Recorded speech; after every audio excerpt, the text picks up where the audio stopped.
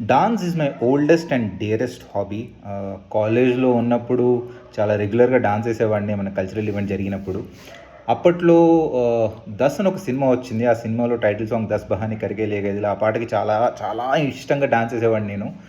But as the years went by dance చాలా తగ్గించేశాను నేను. And 2019తో compare చేస్తే I have increase my weight by almost by 20 kgs. I'm 85 now.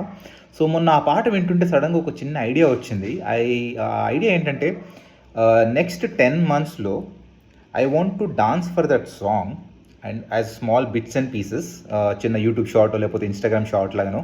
అదేదో మళ్ళీ ర్యాండమ్గా dance చేస్తున్నట్టు కాదు, it will be full of energy. నాకున్నంత వరకు ఎంత ఎనర్జెటిక్ ఒకప్పుడు డాన్స్ చేసేవాడినో అంత ఎనర్జీతో, ఫుల్ ఎనర్జీతో డాన్స్ చేయాలని ఉంది నాకు.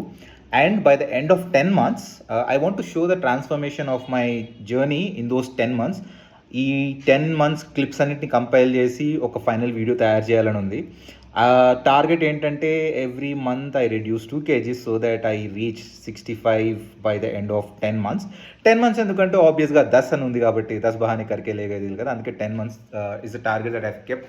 So there's a lot that needs to happen. It's not just dance.